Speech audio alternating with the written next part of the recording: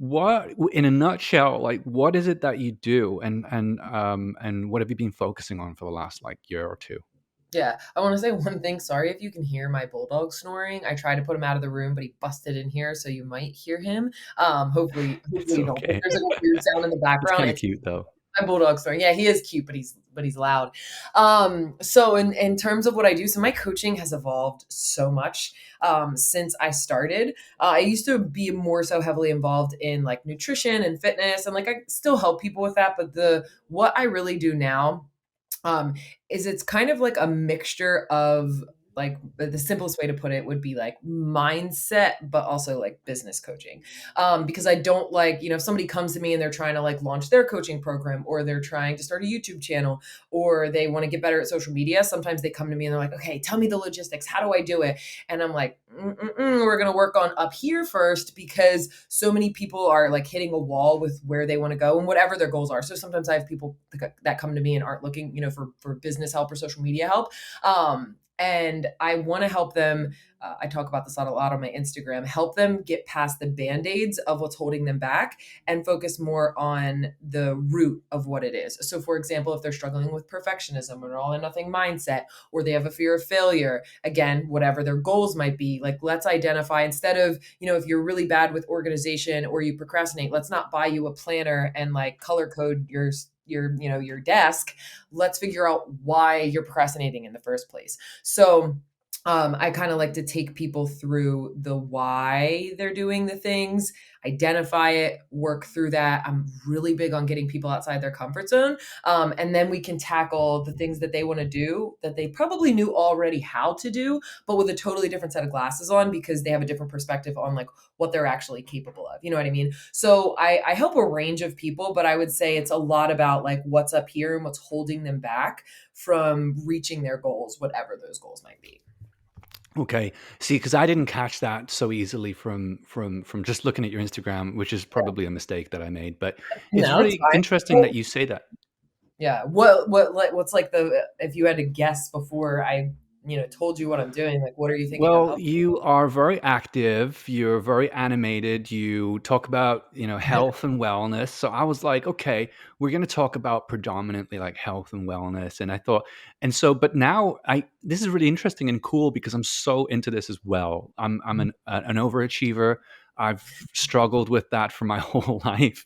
Yeah. And so I am very familiar with that, even the toxic parts of it as well, which I have to admit, I fell into for a large part of my life. But yeah, this is going to be a really interesting conversation, I think, because it is such an interesting. Okay, here's what I want to say.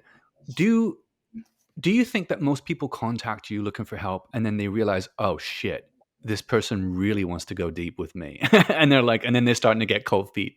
Yeah. So, I mean, back to what you were saying before, I still do help people because I have my certification in holistic health coaching. So when I, got my certification, they taught us a lot about like holistic nutrition, but not just nutrition, like, how to quit smoking, like how to have better products in your home that have a more holistic approach. So I still help people with that. Like when someone joins me, I have them fill out like a whole health history form. I want to know how their nutrition is, their sleep is, all of those things, how they're moving their body, because I think that even though we might work on business stuff, even though we might work on their goals and whatever, their procrastination, how they're treating their body is so important. So I still do talk about that, but a lot of times when people do come to me, so like, referring to the second part of what you were saying, I do find that like a lot of what happens is people will come to me and they either see that I have a decent amount of Instagram followers, or they see that I've, been doing coaching for 8 years, and they're like, I want that. A lot of people come to my DMs and they'll ask me like, how do I get better with like my morning routine or my habits? Like so many people come to me about like the discipline and like the consistency, because I guess I've just been really great with that. So that's what they come to me for. And then, so they're coming to me for those specific things. And so I don't think they're too thrown off in terms of like what we dive into, but they're thrown off, like you said, about how deep we're going. Cause they're just like, oh, Alexis is going to help me like stop procrastinating. And they think I'm just going to like give them like this magical 5-step process that's going to be like, this is how you do it. I've been keeping a secret from everybody. And it's like, that's not the case. It's like, oh, the reason I've been procrastinating is because I have a really hardcore fear of failure, because my parents were so hard on me in school, and now I procrastinate because if I don't do the thing, then I don't have to face possibly failing. And they're like, Mhm. oh, so yeah. So I think they know. And I mean, depending on how much you look at my content, I do talk a lot about like some of the deeper stuff, but I definitely think that they're like, oh, this is not necessarily not what I expected, but they're like, they realize that that's actually what they needed to get to the root versus just like, the band-aid on the problem. So Yeah. And it kind of comes back to the saying that nothing good is easy, which I don't agree with, but it's a good way to explain these kinds of events. yeah, And it certainly was like that for me. I was always kind of surfing on the very ceiling of what it was that I actually had to tackle yeah, to overcome my trauma and my addictions and things. And yeah, I think people don't fully grasp what is involved in overcoming whatever it is, the negative or the behavioral traits that we build along our lifetimes that don't serve us. And I would say the cure is it has to be equal to the poison. mhm, So if you are in a strayed so far away from your track, whatever your track would be, and whatever direction you want to take in life, the further you stray away, obviously, the further you need to walk back to get there. yeah, So that is, it's always interesting to experience that and say, oh shit, I didn't realize it was going to be this hard. But that's where, and this is probably something linking into another aspect of the content that you create that I wanted to talk to you about. This is probably where, you could start to talk about things like your ability to be present and mindful and self-aware, and I would say have some kind of capacity to deal with suffering and to accept it, because that journey back to center again is going to be full of suffering and full of challenges, and it's not going to feel good at all. It's going to yeah, feel terrible. Actually, the further you get away, the more terrible it's going to feel, and yeah, the faster you want to get back, the more intense it's going to feel because you're going to have to deal with all that shit in less time. yeah, So for me, yeah, I had to learn somehow to embrace the suffering, embrace the pain, and feel almost like David Goggins. You know who David Goggins is? yeah, yeah, yeah. Yeah, he's a cool guy, he's nutcase, but he's just a cool nutcase because he lives for suffering.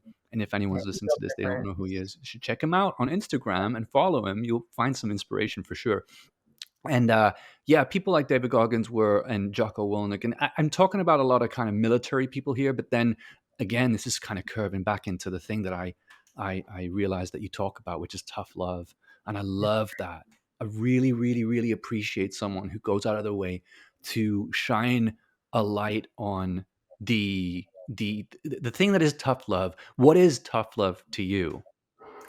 Oh, so yeah, I'm definitely self-proclaimed tough love coach, and I think that people have to be ready to know that if they're going to either want to work with me or follow my page, like that's what I'm bringing to the table. But I always say I'm not going to be mean to you. I'm just going to tell you the things that like you really don't want to hear or admit about why you're not doing X, Y, and Z, like the BS story that you tell yourself.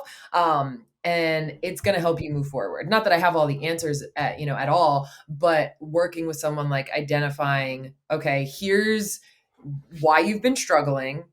Here's what you need to do. And a lot of times, again, it goes back to, and whether people come to work with me or they're just like what I see on a day-to-day basis, we live in a world where people want everything right now. We have apps on our phones. You can push a button and get whatever you want very quickly. You can get something shipped to your house like same day, Amazon shipping, and get food delivered to your house and swipe to date someone.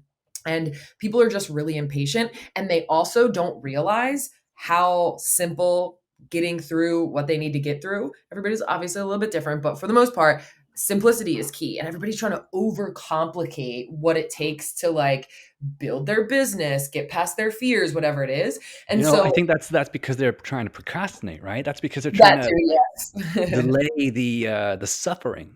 Yeah, no, exactly. And the tough love is essentially like remind, and not like being mean to them or bullying them. It's reminding like, hey, you're overcomplicating this. You're procrastinating. No, you're not this, you're not that. You're just procrastinating. And the reason why you're procrastinating is because again, there's deeper rooted things that you're not working through. You just want I made a video on my Instagram a few weeks ago that I talked about like, you know, anybody that has like a goal, there's like an end goal and there's a starting point. And in order to get through and you know, as you're working, like you were talking about, like through the not cute stuff and the messy, whatever it is that you're working through, like you have to walk across a path of hot coals. And what most people are trying to do is they're like doing everything they can to not walk across those hot coals because it's going to be hard and it's not going to be easy and they're not going to want to do it and they're probably going to cry and they're going to be upset, but they're just doing everything they can to not walk across those hot coals. So they like go around the side, like trying to look for shortcuts, and they always hit dead ends and they end up having to turn back around until they actually face that, okay, in order to get to this end goal,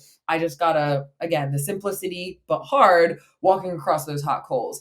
And so in terms of like the tough love, I just like to help people realize that I'm not trying to, you know, teach you something ridiculously crazy. It's a secret pill. It's just holding you accountable to the stuff that you know you should be doing, but you're not doing. So, And that's why we need a coach, right? That's why even people who are kind of where they want to be in life, but they know that there's something else out there, maybe even need a coach too, right? All of the high performers have coaches. All the exactly. people that we look at that we admire probably have coaches. So this is not exclusively for people who aren't already where they want to be. In fact, it's probably more for people who are already where they want to be, but they know that there's something else out there that they want to experience and achieve. Yeah, you never want to be the smartest person in the room. Like I've my entire like career working for myself, I have always had a coach, a mentor, been working with someone in some capacity because there's always going to be somebody, and it's not even about working with someone that has like so much more knowledge than you. Of course, that's great. You know, if you're working with a business coach, you're really trying to launch something that like, you know, you don't have the information for. But the thing I love so much about, you know, what I do for people and what my coaches and mentors have done for me is that they're just there to like give you perspective on the ways that you're just inside your head. You know what I mean? Again, going back to like, I know that most of the people I work with know exactly what they need to do. They just need somebody to offer them a little bit of different perspective because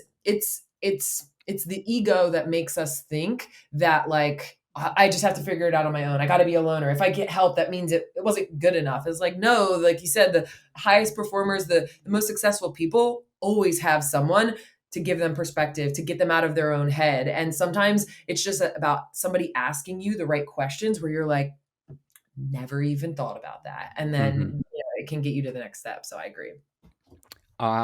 Opening up about your deepest challenges is so difficult for most people. Yeah. And I have resistance to it even today. Uh, and the funny thing is, I think, one, we always put ourselves on a pedestal and make ourselves more interesting than we actually are to people. You know, I mean, we're not that interesting. You could look at it from the perspective of someone who has a social anxiety problem.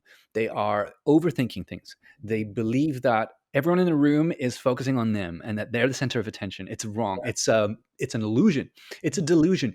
And it's the same with this kind of, if I tell someone, you know, what I'm struggling with, if I say that I'm, you know, I'm having trouble making money, or if I'm having trouble with any part of my life and that I could feel ashamed about, they're going to, you know, look down on me. They're going to ostracize me from society, right? I mean, that's the true fear, is like being ejected from your community. Yeah. And it's not true. And the more that we're able to do it, I think two things happen. The first thing is we get instant feedback that it's okay. And Yeah. actually, everybody who is in that group is going through their own shit. Yeah. Some people more than you.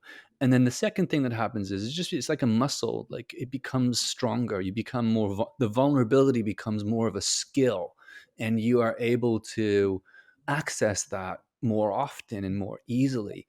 And you know, it's like Jason Wilson, if you don't know who he is. Jason Wilson is a martial arts instructor, but he's more than that. He's a teacher to children, and he is a messenger from God in his words Mhm. that you know, really helps to make young boys uh, understand the value of vulnerability at the right times Yeah.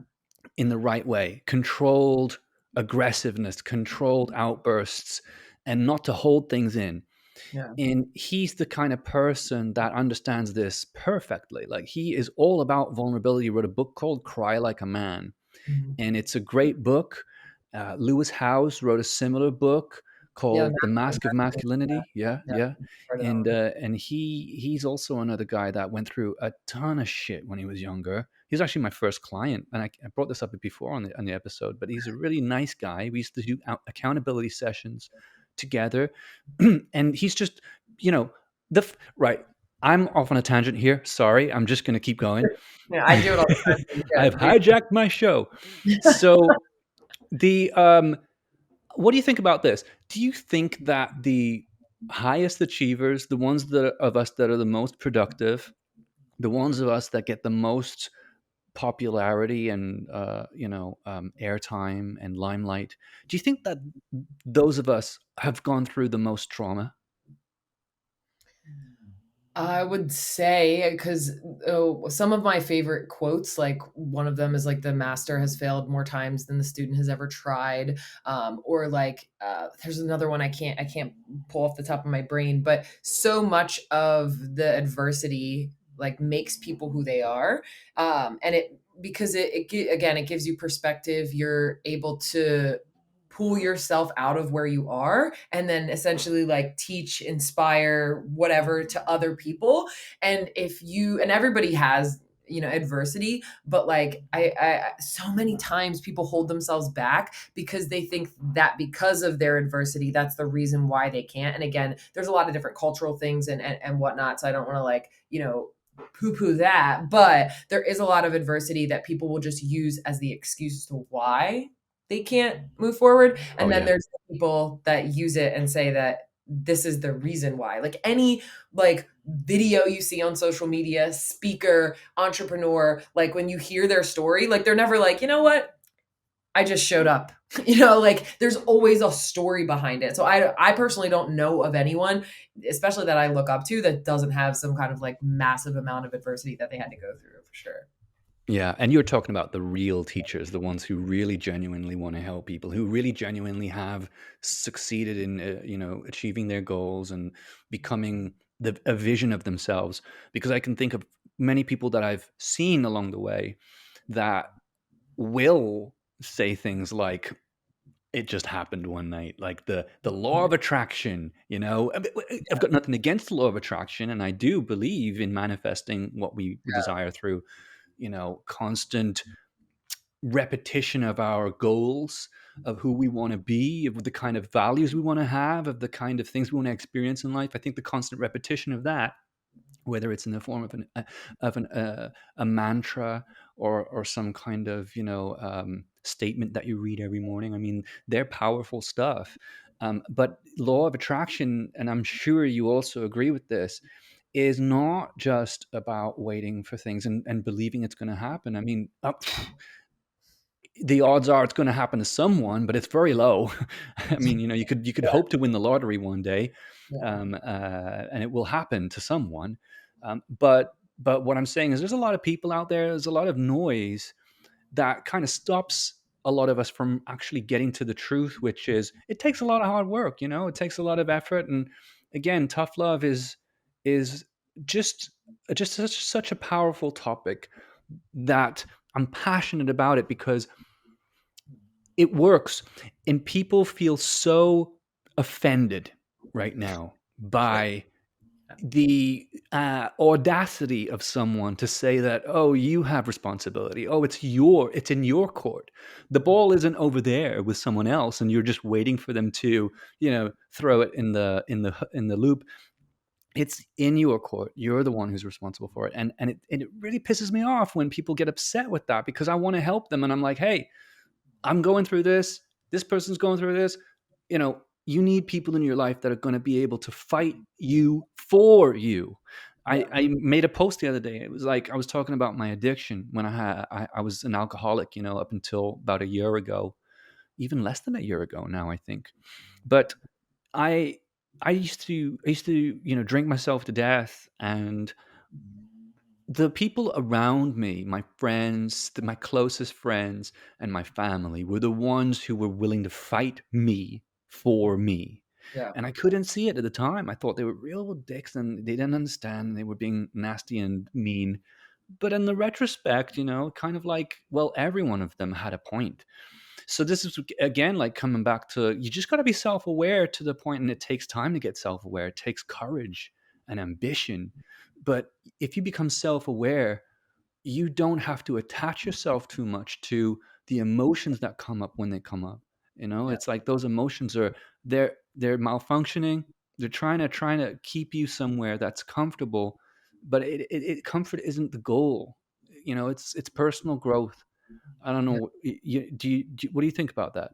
No, I agree wholeheartedly, especially like with the tough love. And I think that, not that I'm putting myself like in a box or limiting myself, but I think that's why. So I'm confident in myself. It's taken a while to get there, but I'm confident in myself and my abilities. And I know that like what I offer with my business and with my social media works. But I think that I will never be that kind of social media account that has like a million followers, simply because people don't like the tough love. Like, because that's how I'm coming off. Like you said, people get pissed off like when I say things like no one's coming to save you. Like, you have to save yourself. Like the pity party, the victim mentality, like that was me. 8, 9 years ago, I was literally like homeless, living in LA in my car, and like was just constant. Like, obviously, I was going through hard shit. Like, I was in an emotionally abusive relationship. I was dealing with 2 eating disorders. I had been diagnosed with something that like changed my life, and like all these different things. But I wasn't doing. I was spending all my energy just like kind of in the corner, like, hey guys, look at me. I'm sad. Hmm. Will you feel bad for me? You know what I mean? And like, even if people were like, pat me on the head, like, your life is hard. That literally wasn't going to help me at all. So yes, your life can be hard. Yes, you can be going through adversity. You can be going through things that like somebody else or is super rare and then nobody else goes through. But that doesn't Hmm. change the fact that you can still be the one to take the steps you need to like get out of where you are. And again, everybody's situation is so different, but like to me, the way I think about it, there's always somebody that has the same story as you that got out of where they are. And that doesn't mean that you're a bad person because you're still struggling in it, but the whole point is just to admit that you can figure out the change. You know what I mean? And you were talking about like, you said something about like the emotions and people just kind of like being like sad or whatever. And I have you ever heard of the book called The Gene Keys? No, I mean, I think I might have, but I've not read it. Yeah, yeah. It's like a pretty popular book, but I think it's a lot of like one of those books where people like, I've heard of it, and I've heard of it for forever and just haven't read it, and recently started it. And it's like a little bit a mixture of like the woo-woo law of attraction, manifestation type things, but a lot of it is more like science-based. It's about like your DNA and like these 64 gene keys and essentially what's specific to you. But the point I'm trying to make is in the book, they talk about how like, if you take two people and one wakes up sad and depressed. And again, they just have that, victim mentality and their pity party and they just cry and they complain all day long. Your body speaks to your genes. And so when you do that, just like when you eat, what you eat becomes you, same thing. So when you're speaking to yourself in a certain way, what happens is your body speaks to its genes and it turns off a hormonal response. So you just continue to feel sad. It kind of just feeds into those emotions. But if you wake up sad and depressed and you do your best, even if you don't feel like it, to make yourself laugh, put on your favorite like song, dance around, get some, sunshine, your body will speak to its genes and it will actually turn on a hormonal response that will make you feel better. So it's not just about like, oh, well, this is just how, how it is and I'm always going to be this way. It's you can actually speak to your genes and your body and it will physically change what's going on. It's not just like I am better and I feel better and it's just a mental like woo woo thing. It's like, no, there's actually something going on in our bodies that help us move towards the more positive space, So Mm. When you were going through what you described earlier, which is you were a little more timid and you didn't really weren't confident where you wanted to go, when you got on this track of developing your mind and your emotions, what kept you and what keeps you on track to get where you want to go, where your goals are? I think it's just the constantly working on myself. I for the longest time was so against like personal development and self-help books. I was like, that's so silly. Like that's such like a 90s like go to the library and like pick out a book and, Like an self-help. I don't Anthony know. Robbins kind of thing, yeah. Yeah, yeah, like, it just seemed cheesy to me, but I again, just like the pity party victim mentality, I was trying to, like, be the smartest person in the room. Like, I don't need a book to tell me to be positive or to do this. Like, I already know I need to. I just need to do it. And so for me, one of the things that started me on this journey and has continued to help me grow is constant personal development. I'm always reading something, listening to something. I will do that for the rest of my life because it's changed my life because again, back to perspective, these books just help you give a perspective on whatever it is that you're struggling with, and that to me has helped me stay on essentially the path of growing, feeling good. If I miss a couple days or I go on vacation and I wasn't making reading a priority, I can always feel it. Like things will Mhm, bother me more, I'll be more affected by it. So like that's really the number one thing. And then a big motivating factor is knowing like how um like crappy I felt in the life that feels like another life before and never ever wanting to be stuck in that place. You had said something earlier, and I wrote it down because it reminded me of something that, and I guess another thing that I use to motivate myself, but also my clients, is that you're always going through something hard. So you have to choose your hard. So, people will be afraid to start a business because they're like, well, that's hard. Or if I get on social media, there's a chance that, there's going to be haters or whatever it is that they're afraid of. And mm, so they don't do that thing because that's hard. But isn't living paycheck to paycheck hard? Isn't mm. hating where you are hard? What I do now, like there's lots of things that are really hard, but so is living in my car.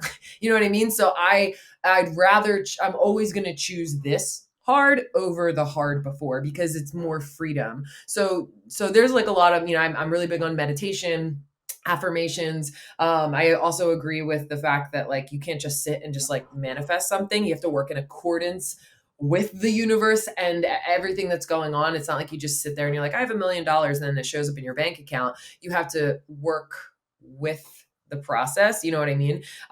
So yeah, Well, we so should there's talk about that for a second because that this is a kind of an interesting aspect of our conversation is working with the universe. And to me, I'll just give you, my riff on that. Working with the universe was to me is all about recognizing that I have to surrender, right? At the yeah, same yeah, time as pushing myself to get to where I want to go. Now, that's an interesting dilemma. It's like a dichotomy. It's like you're surrendering, but you're also ambitious and you're also trying to accomplish things. And I mean, there's a few spiritual teachers that talk about surrender. I'm thinking of one specifically right now, Eckhart Tolle, which everyone probably already knows because he's so yeah, popular now. But his book, The Power of Now, is an incredible book. It's so one of impressive my in its favorites. simplicity and its application. And he's really literally saying one thing throughout the entire book, but he writes hundreds of pages to get his point across Yeah, because it's so simple, it's hard to conceptualize. And um, when I really truly noticed all the things that I was resisting, and I'm trying to think of the things examples that I can give you, but probably one of the best ones would be, um, yeah, resisting the failure that I could experience from actually going and doing something I've never done before. Um, when you surrender to the outcome, suddenly that journey, part of the journey, unblocks itself. You can go more directly to your end point. But when the resistance to something that is along that line, along that journey, along that road, you're going to hit that block and you're going to have to find another road. You're going to have to find another fork. It's going to take effort, time, and it might not be as fast to get to where you want to go. And I think that's what surrender means for me. It's like, just let it happen. And then if you get pushed slightly this way or pushed slightly that way, it's totally okay. But as long as your intentions are pure, and as long as you clear on where you want to go, you're probably going to end up there much sooner, much faster. Yeah, I one of my favorite quotes is obstacles are just detours in the right direction. Or there's another one that's like rejection is just redirection. And I think if you can embrace that idea, I one of the big things I actually have mastermind on it once a year is called. Am I allowed to curse on this show? Yeah. Oh, okay, cool. I just wanted to make sure I was like watching my language because usually I will. But so I have a I should mastermind. write that in the description. You can swear and curse. Everyone asks it. Yeah, so I have a mastermind once a year that's called "Fuck the Fear of Failure," and I talk about how like failure is only a thing if you let it be a thing. And so it in what I was just talking about, like tying that in is again rejection, obstacles, roadblocks. Like if you take away the idea that failure means that it's a bad thing or that you've failed, and you just make it a thing that didn't work, like Thomas Edison when he was creating the light bulb said, I didn't fail, I just found 10,000 ways that don't work. You take away the power of failure. I don't feel like I can fail. It doesn't matter what I do. If it doesn't work, I'll just figure out something else. You know what I mean? Like if for some reason I went bankrupt, like I'll figure it out. You know, and I don't think that would ever happen. Hopefully not. But like I'll figure it out. It will be hard, and I'm not gonna have like the toxic positivity where this is great, but it's like it doesn't have to be this big scary thing. It's just a redirection into what you're supposed to do. And like you were saying, like when you surrender, I think that's one of the hardest things for people to do. Like I still struggle with it from time to time because I'm a control freak for sure. But it's true, once you surrender, to the outcome or the stranglehold you have on what the path is supposed to look like or the timeline, you actually end up reaching what you want a lot faster. Because again, sometimes you need to hit a roadblock or an obstacle to be redirected. And the more you keep trying to bang on the same door, it's like, hey, the thing that you want or the thing that's meant for you is over here. Until you stop trying to bang on this door over here, like you'll get there. But like, how about we turn around and like go somewhere else? But people have this stranglehold on what it's supposed to look like. And no, this is what I want and this is what it needs to be. It's like, when people talk about how when you don't get a job and your dream job, it's like there's probably a reason why. Like you didn't get that job because there's going to be another job that's Mm, meant for you. So I definitely agree. yeah. Yeah, definitely. Probably, like you said, the most important thing you could gift yourself with is the ability to be vulnerable. Mhm. It's working wonders for me since I started doing it more. Yeah. And it's like I said, it's like a muscle. And I'm just thinking of the people listening to this who might be looking for help and in this area. It really is a muscle that you have to exercise regularly. I write in diaries every day. I mean, it's important to me, but it's not essential. These daily routines are can help a lot. I'm not necessarily the biggest proponent of or a fan of writing in diaries. Sometimes I don't do it because I don't feel like it. Yeah. Sometimes I feel like it's just getting in the way of me doing what I need to do. Mhm. But for the most part, when I do write in the diary, the kind of diaries that I use, they ask specific questions.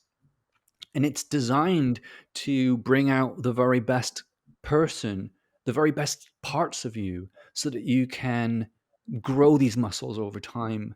And there'll be design questions designed to bring out your vulnerability. There'll be questions designed to strengthen your community, like who are you going to reach out to today to wish well or gift or just say something, do something nice for. And so yeah, it's a daily thing. It's a sharpening the saw, getting back to our 80s/90s personal development era, the good old Stephen Covey, Seven Habits of Highly Effective People. It's like sharpening the saw, which is the seventh habit. You do all these things, but if you don't keep doing it frequently, you're never going to get really good at them. It's just like anything else. Yeah, oh my gosh, people are not patient. I've made so many like reels and Instagram or IGTVs that talk about, hey, that you're frustrated because you're not getting where you want, and most likely it's not because you're not capable. It's just because you haven't done it long enough. Like whether it's meditation and then somebody's like, I've been trying meditation and I'm just not good at it. I'm like, well, how long did you consistently, like, how long did you do it? And how often did you do it? I'm like, I did it like a few times a week. I'm like, okay, for how long? They're like, like a month. Why would Mm, you be able to calm your monkey mind doing something for a month? Gary Vaynerchuk with his social media, it's like blown up now. Everybody knows who he is. He posted a thousand episodes of Wine Library TV on YouTube before anybody gave a shit about who he was, and I have people who are like, I'm afraid to get on Instagram Live because what if nobody gets on? How are you going to build a following if you don't get on? You know what I mean? So it's like showing up continuously and taking out the timeline and being patient, because if you continue to show up, you show up in this, like all of that, you're going to get so much further because the time's going to pass anyway. But I think people just need to practice patience more mm. and just consistency. Consistency, patience. Yeah, you've talked about that, right? I mean, that's worked for you. It's working for me too. Just Yeah. keep going. And I was outside working out today in the garden, because I can't get to the gym at the moment, which is unfortunate, but that'll change. And I was working out in the garden. Don't like it. I like to be somewhere to work out. Yeah. I like a gym. I Yeah. like people working out around me, so I feel like I'm part of something. Yeah. But it was hard, and it's a struggle. I didn't want to do it, but but but when you force yourself through, it, you feel satisfied. Like you have this pride, kind of surface, and it reminds you that you can do things that are difficult. So if you're struggling with keeping up the routine, it's okay to fall off as long as you remember to push yourself through the suffering to get back on. I mean, self-awareness is the thought that it pops in your mind. Oh shit, I shouldn't be doing what I'm doing right now. I shouldn't be watching Instagram videos. I should be doing that email with the proposal I was supposed to send out. And it's that self-awareness that clicks in and activates that. Okay, well, I'm going to close Instagram right now and I'm going to get back to the email, because Mhm. without that self-awareness you're just going to feel shit, and then like an hour later you'll be like, oh my god, what Yeah. have I just done? Yeah. Speaking of which, what are the top things that women come to you for? I know it's women you work with exclusively. What are the top challenges that women have when they come to you? Um, I would say, especially this year, I think the pandemic, I mean, not that these people weren't struggling with it before, but I think the pandemic affected a lot of people. Procrastination, consistency is a big one. But again, I find out that the root thing, so they're not necessarily coming to me because of the fear of failure or even the fear of success, which I think a lot of people have, but they don't realize, the fear of like, I already can't juggle what's going on in my life. I want to start this side hustle or this business. If I have success, how in the world am I not going to lose my mind? And so I think that like the all or nothing mindset is huge. It's something that I talk about a lot on my page. So all or nothing mindset, perfectionism. We'll get into what it is they want to work on again with whatever their goals are. But typically the thing that's holding them back, because everybody's very capable. It's just that like and with all of these, so much of it, the fear of failure, fear of success, not so much, but fear of failure, all or nothing mindset, not doing X, Y, and Z. I find that the overarching reason, and I think this is something that is a reason why people like following me on social media, is they care so much about what people think. Mhm. And I talk about it so much in terms of like being authentic and being you, and not giving a shit about what people think about you is always going to get you so much further. You're going to always attract your person, your ideal client. And so I think that again, even further down to the true root is if people simply worked on not giving a shit about what people thought about them, and you can still care about people, but not letting, like you were talking about in the very beginning, like nobody cares what you're doing. Like we are so worried about our own selves. Human beings are selfish creatures. Like we were just born that way, and we're worried about our stuff. And so if you engulf yourself with the idea that truly no one really cares, and if they do, they probably only care for 5 minutes, and it doesn't even matter if they do anyway. Like that would be great. So I would say some of those things, but definitely like that underlying, like, Alexis, how do I get like you and not care what people think? And it's kind of Mhm. like identifying that. So Mm, yeah, and just to add to that, you know, can you imagine if it's not sustainable? Trying to create content and do things that you think other people will appreciate Yeah, is not sustainable because you can't know. It's always changing. And it's not you. Like, you're not going to be passionate about that. There's no way. You're going to do it out of fear. And yeah, when you do it out of fear, it's going to create all these awful negative emotions and awkwardness and, disappointment. And you're just feeding the wrong thing. You're feeding a monster.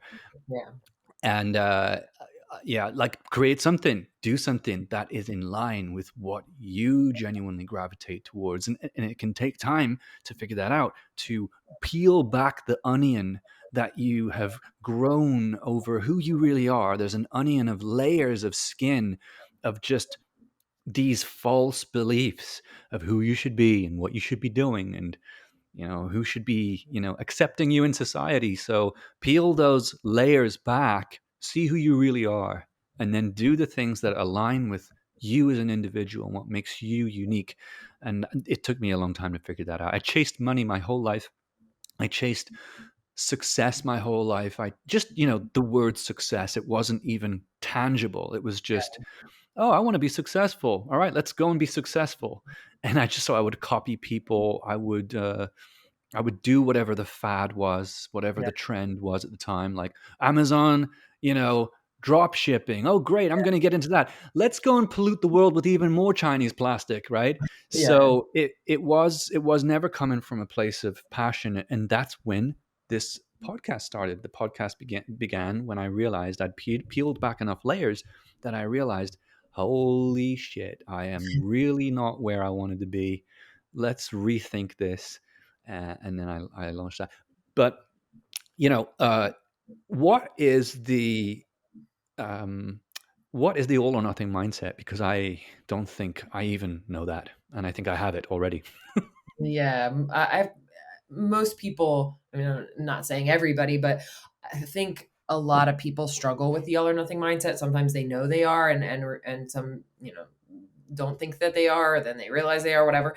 But the all or nothing mindset just says, if I can't, and a lot of it is rooted in perfectionism, but it's like, I either do all, and all or nothing doesn't work, but I either do all, because if I can't do it all, then it doesn't feel like it's good enough. Having a to-do list, I get my clients to do this all the time. They come to me, and they have like a to-do list of like, 45 things a day. And I'm like, you're only allowed to have 3 things on your to-do list a day. And they feel like that's not enough. And I'm like, well, when has putting 30 things on your to-do list, have you ever gotten all those things done? And it's like, no. They think that if they put it all on there, then that means their worth is determined by their productivity. And so they either do all, and then that doesn't work because they burn themselves out, or they don't do anything, because again, it goes back to, well, if I, can't do all of these things today, then I might as well not do any of them, because a little bit is not enough. And so then they don't do anything. And so it's just this idea with, like, launching a website. Like, I have to spend, this entire day finishing it, because for some reason that'll work better than saying, I'm going to dedicate 30 minutes over the next 3 weeks to get it done. Because the idea, and again, I get my clients to do this. I work with people that struggle with, like, I tell them to practice by doing like a puzzle. So I'm like, start a puzzle in your house, and only do it for 30 minutes a night. Put a timer on, because what do you want to do? You're like, I got to finish this puzzle tonight. I got to do as much of it as I can. It's like, no, you don't. No, you don't. You have to flex the Very muscle good. of, it's okay to just do it. And then, like, my one client's like, I hate doing this puzzle every night. She's like, but I'm practicing it and I know it's good. I'm like, you're flexing your muscles. So yeah, it's just this idea that, like, simply put, a little bit is not enough, and I need to do all, because my worth is determined by my productivity. Nice. That's a great strategy. It's addressing perfectionism at its core. You Yeah. know, Yeah. I can see how I would have had a problem with that like a year or two ago. Yeah. But yeah, that's one of the things you need to do is you need to realize you're never going to get everything done, and you have to be very strategic about the promises you make to yourself, not just to other people but to yourself mostly. Actually, I think making promises that you break to yourself really sets in motion the the belief that you're not capable of actually doing things that you want to, and it Yeah. kind of So, it's a disempowering thing, right? Yeah, and that reminds me of something. One of my favorite books. I don't know if you've read it, but Atomic Habits by James Clear. It's I so was going to bring it up. I was going to bring it up. yeah, so in the book, like I use a I just love that book so much. I have severe ADHD and I've read a million books on productivity, and that's by far just something that, like, in the first 5 pages of the book, it's so tangible you can start practicing it right away. But something I love that he talks about in the book is you're always voting to be a certain kind of person. You're either voting to be this kind of person or that kind of person with the things that you do. And so every time, and for most people, it's easier to break a promise to yourself than it is to someone else, because when it's just you, it's like no one, can see. But every time you break a promise to yourself, if you've been doing that for a while, you've been voting to be the kind of person that just breaks promises to themselves. And so when I teach my clients and they're like, well, how do I stop? I'm like, you just, instead of focusing on a 30-day plan, focus on just today or tomorrow of breaking up the monotony of what's been going on. What's been going on? You've been voting to be the kind of person that just doesn't make it a non-negotiable to not break promises to yourself. And so you just need one day instead of a 30-day plan, because it's all or nothing. Like, I got to plan this whole thing. Just today, keep a promise to yourself. And then that's a vote to be the kind of person that says, I don't break promises to myself. And then do it again and do it again. And the more votes you have in that category, you will start to become that person. So yeah, I absolutely love that book. So much of everything he talks about it. And it's so good. It's a great book. I love James Clear. He's a great guy. Yeah. And the thing about it is that you mentioned is it's very actionable. So if anybody wants to have an instant help on overcoming bad habits and building better habits, that book's really great. Mhm. I think, if I'll be honest, I think it's slightly better than the High Performance Habits, which I like that book Brendan too. Burchard wrote. Mhm. And I've got both of them, but I like Brendan Burchard as well. And I use one of his diaries every day just to kind of structure my day. Yeah, he's great. But oh god, Atomic Habits is a great book. Yeah. Um, it's I actually schedule time to procrastinate, or when I remember, I schedule time to procrastinate. Like, I'll be very mindful about when I'm not going to work, because I'm the kind of person that um, I don't take breaks. If I don't schedule it, I'm not going to take a break. I'll procrastinate, but that's not a break. That's like Yeah. I'm just still working, but I'm not. Yeah. And It's not yeah, I intentional. think if people are anything like me, you need to put that consciously into the diary and stick to it, because you're going to burn yourself out and you're going to feel terrible. I mean, I can't go on vacation for more than 3 days. I start to lose my mind. um, and you might think that that's a little bit obsessive, and I think it is. It's just the way I am. It's just the way that I'm kind of geared. Yeah. But you got to run with who you are, right? You got to run with your unique makeup.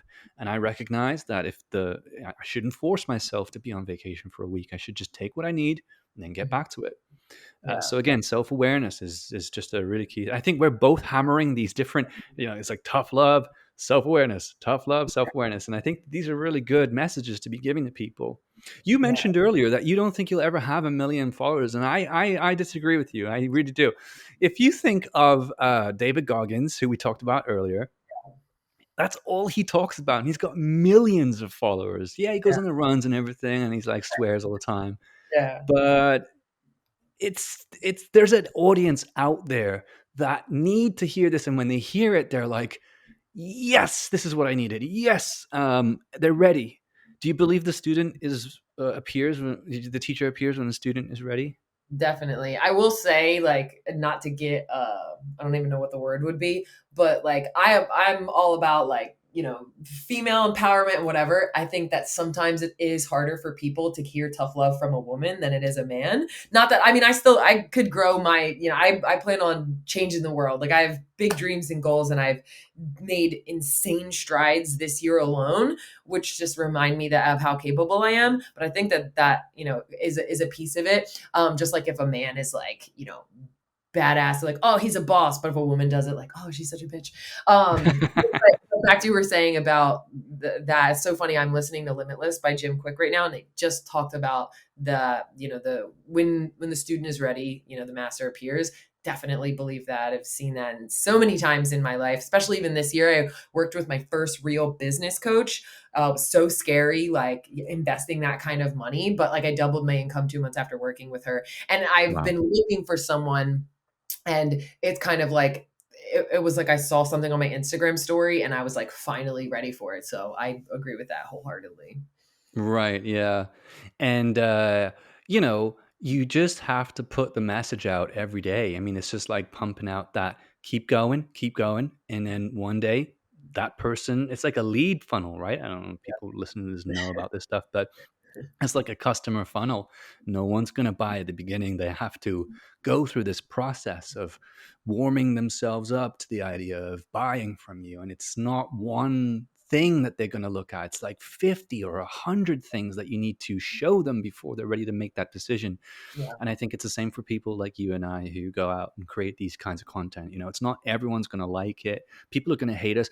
I go to Gary Vaynerchuk's post sometimes, and he's mentioned this before too. He's like, I think you actually said this earlier. Like, if I was just nicer, I'd have a double the size of my audience, right? Sure. Because he's always tough love, that dude. He's always like, you are responsible for everything in your life. But Yeah. but it is what it is. And but there'll be people in the comments that'll be like saying things like, Gary, I used to hate your fucking guts, and now I really love you. And it's just I get goes to messages like that show. too, where some girl messaged me just like a month ago, and she was like, "I had to stop following you because the tough love at the time, like I couldn't handle it." And she was like, "Now I'm ready for it and I'm excited for it." And I was like, I'm happy either way. Like, do your thing, So Yeah, well, I'm happy that you're doing it. You're definitely making a difference. I want to ask you, what kind of programs are you running right now, and how are you helping women specifically, like structurally? yeah. So because I'm getting married soon, I'm not currently taking any more clients. Well, I do have 90 minute sessions, Congratulations. but thanks.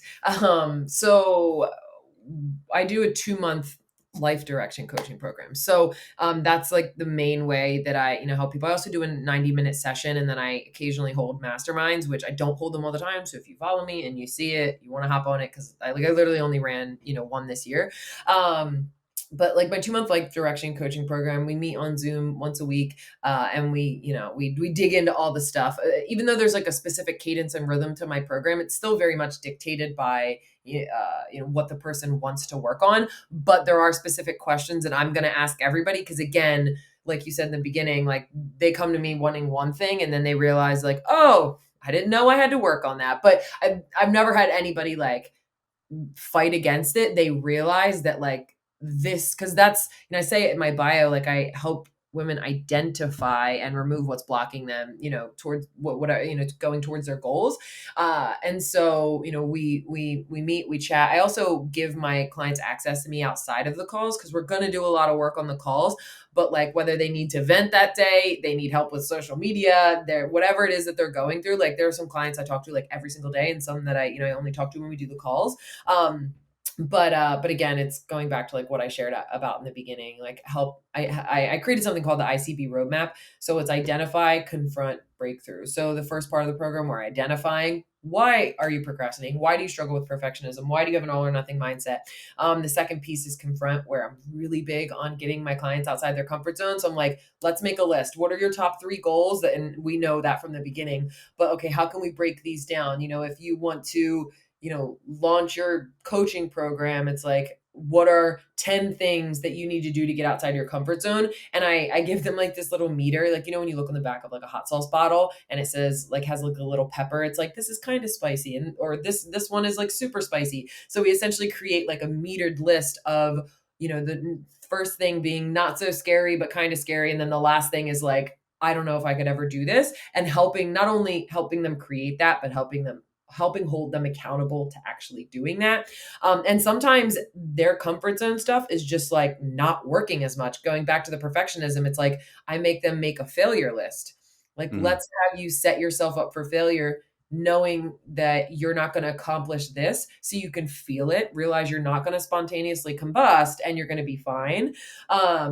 So we But work through Alexis, that's my entire life. that. Yeah, exactly. But then the third piece is just a breakthrough. And that's essentially where we're taking everything we have identified, everything we're confronting and working through. And now let's actually do what you've been trying to do for the past 3 years. But again, with a different perspective, with maybe some tools that you needed and a simple plan, not complex and convoluted that makes you end up procrastinating anyway, to essentially reach those goals. So that's the main way that I'm, helping people. I have a lot of plans for after my wedding, some things that I can't talk about just yet, but mainly, 2-month coaching program. My client list is full. I am still accepting applications to create essentially a wait list after my wedding. And then my 90-minute sessions are still the same idea, but it's more of like, let's identify, let's create a comfort zone list, let's create a plan. But I'm not going to be able to hold you accountable like I would for a 2-month program, but I'm Mm, setting you up. So now you have to jump off the cliff and